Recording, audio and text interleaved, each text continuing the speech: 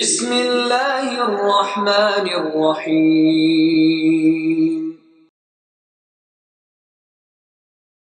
السلام علیکم ورحمۃ اللہ وبرکاتہ۔ حاضرین،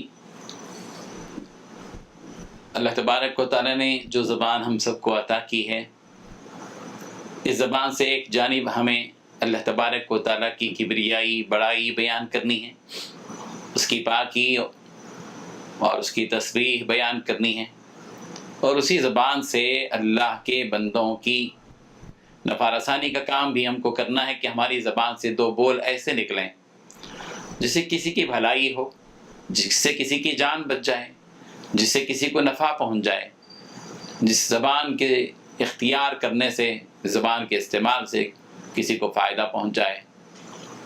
دیکھیے، اللہ تبارک و تعالیٰ کو ایسے لوگ بڑے اچھے لگتے ہیں، محبوب اور پسندیدہ ہیں، جو دوسروں کے کام آتے ہیں، دوسروں کی جان بچاتے ہیں۔ قرآن مجید کا اگر آپ مطالعہ کریں گے تو آپ کو یہ بات محسوس ہوگی کہ ہزاروں برس کا واقعہ ہے۔ ہزاروں برس پہلے ایک شخص ایک عمل کرتا ہے، اپنی زبان سے ایک جملہ ادا کرتا ہے، جس سے وقت کے ایک نبی کی جان بچتی ہے۔ اللہ تعالیٰ کو وہ جملہ اتنا پسند آتا ہے کہ اللہ تعالیٰ اس جملے کو قیامت تک کے لیے اپنی آخری کتاب قرآن مجید میں محفوظ کرتے ہیں۔ غور کیجیے، سورہ قصص کی آیت نمبر 20، وَجَاءَ مِنْ أَقْصَى الْمَدِينَةِ رَجُلٌ يَسْعَى قَالَ يَا مُوسَى إِنَّ الْمَلَأَ يَأْتَمِرُونَ بِكَ لِيَقْتُلُوكَ فَاخْرُجْ إِنِّي لَكَ مِنَ النَّاصِحِينَ۔ اس آیت کا پس منظر کیا ہے؟ اس کے پیچھے ایک واقعہ ہے۔ حضرت موسیٰ علیہ السلام ایک مرتبہ مصر سے گزر رہے تھے۔ ایک اسرائیلی ایک قبطی سے ایک قبطی ایک اسرائیلی سے لڑ رہا تھا، ظلم کر رہا تھا۔ اسرائیلی حضرت موسیٰ علیہ السلام کے خاندان کا آدمی، قبطی فرعون کے خاندان کا آدمی، اور عموماً قبطی لوگ اسرائیلی پر ظلم کرتے تھے، مارتے تھے۔ اسرائیلی ظلم کر رہا تھا قبطی پر، تو حضرت موسیٰ علیہ السلام نے اس اسرائیلی کو ایک تماچا مارا اور وہ وہیں ختم ہو گیا۔ اس کی اطلاع فرعون تک پہنچی اور ادھر گرفتاری کا وارنٹ جاری ہوا۔ حضرت موسیٰ علیہ السلام کو اس کی اطلاع نہیں تھی کہ گرفتاری کا وارنٹ جاری ہوا ہے۔ حضرت موسیٰ علیہ السلام کا ایک خیرخواہ تھا، اس کو اطلاع ملی، وہ دوڑتے ہوئے آیا، حضرت موسیٰ علیہ السلام سے خطاب کرتے ہوئے کہا کہ موسیٰ، لوگ تمہارے بارے میں مشورہ کر رہے ہیں تاکہ تم کو قتل کر دیں، اس لیے میں تمہیں اس بات کی نصیحت کرتا ہوں کہ تم یہاں سے مصر سے نکل جاؤ، کہیں اور چلے جاؤ، اپنی جان بچا لو۔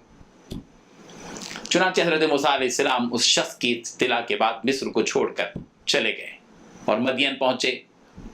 اور جب مدین پہنچے ہیں تو اس وقت کا قصہ آپ کو معلوم ہے کہ حضرت موسیٰ علیہ السلام نے وہاں کیسی زندگی گزاری، کیا واقعات پیش آئے، بہرحال وہ ایک تفصیل ہے۔ لیکن میں یہاں بتانا یہ چاہتا ہوں کہ نبی کریم صلی اللہ علیہ وسلم کے اس دنیا میں تشریف لانے سے ہزاروں سال پہلے کا واقعہ ہے، حضرت موسیٰ علیہ السلام کے زمانے کا واقعہ ہے۔ اس زمانے کا ایک آدمی جس نے حضرت موسیٰ علیہ السلام کی خیرخواہی کی تھی اور خیرخواہانہ جذبے کے ساتھ شہر کے ایک کنارے سے نکل کر آیا اور حضرت موسیٰ علیہ السلام کو باخبر کیا، اور قرآن مجید میں اس جملے کو محفوظ رکھا گیا۔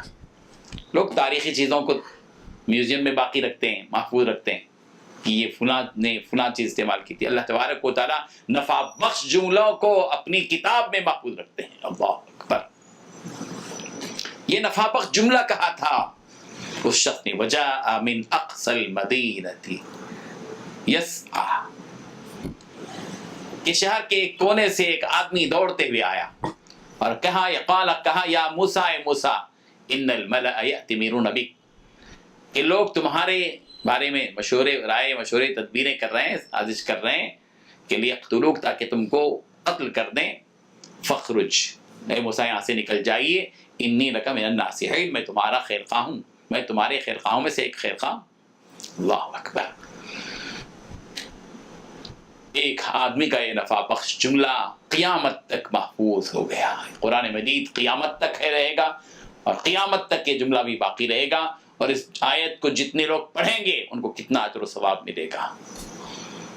اس لیے ہمیں اس بات کو آج طے کرنا ہے کہ ہم بھی اپنے نفع بخش جملوں سے دوسروں کی جان بچائیں گے، دوسروں کو نقصان سے بچائیں گے، دوسروں کو تکلیفوں سے بچائیں گے، دوسروں کو نقصان سے بچائیں گے، دوسروں کو ہلاکت، تکلیف اور اذیت سے بچائیں گے، دوسروں کو نفع پہنچائیں گے۔